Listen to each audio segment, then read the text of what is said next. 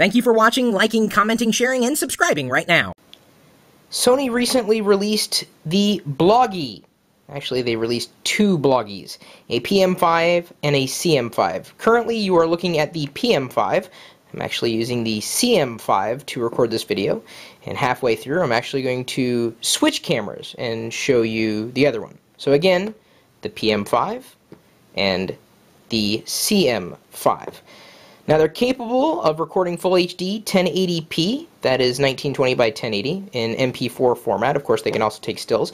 They support the media stick or SD media. That was kind of impressive to see from Sony. They each have USB connectors built in, of course, capable of handling YouTube videos.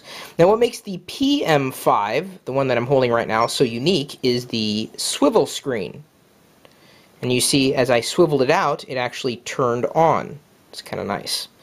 So if you wanted to hold the camera in a variety of positions, as well as use a variety of the accessories, including one that would help you take high 360-degree video, the PM5 may be up your alley.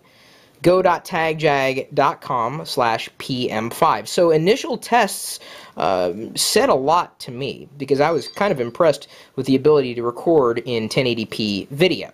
However, and by it I mean the Bloggie, currently the PM5 and CM5, suffer from the same problem that the Kodak ZI6 did, and that is in low light situations, video actually blurs. So while this can certainly record in a variety of formats, including, right now, I've got the PM5 set to 1080p, 30 frames a second. It can do 720p at 60 frames a second, or 30 frames a second, or of course VGA at 30 frames a second, or 30p. They don't say frames a second anymore, it's P, progressive.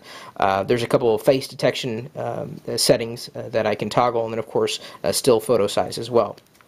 There's really no power button. You just swivel the lens out and then it works. So it was kind of unique in that aspect.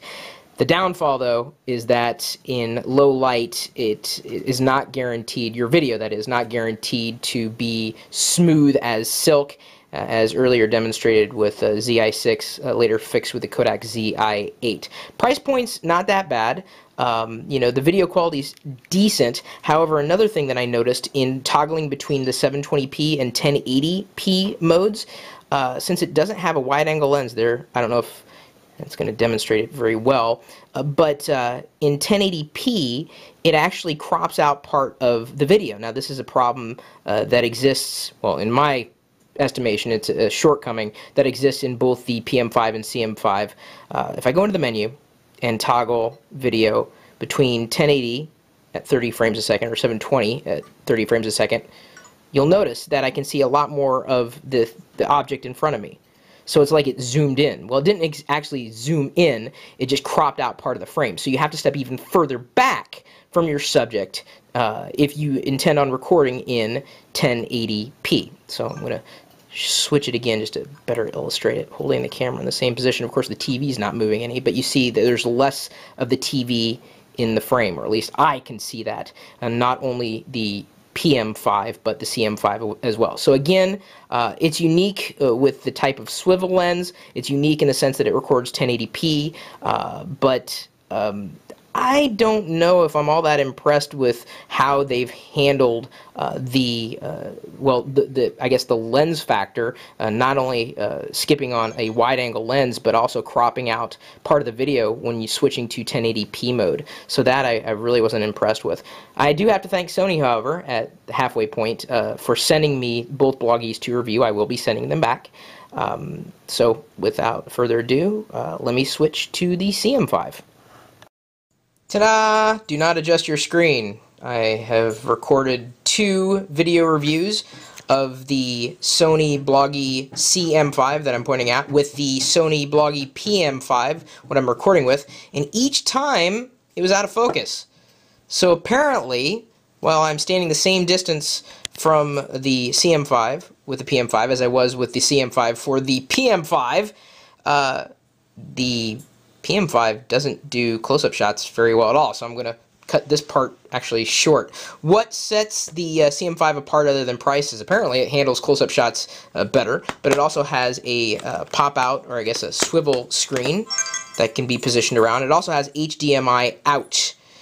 So for the money, I would say it's the CM5 for a variety of reasons. Oh, you know, not the least of which is the 5 magnification optical zoom, if you could see that at all. So, like I said, I'm going to cut this short since this third video review attempt of the CM5 with the PM5 has been out of focus. I'm just going to assume this one's going to be out of focus as well. My email address, chris@pirillo.com. Of course, more information can be found at go.tagjag.com/CM5 or go.tagjag.com/PM5. Although, given that this part of the review is out of focus, you're likely to look at the CM5 as far as money is concerned.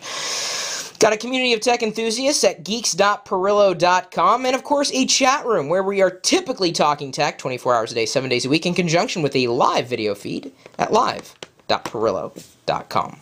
We'll see you later.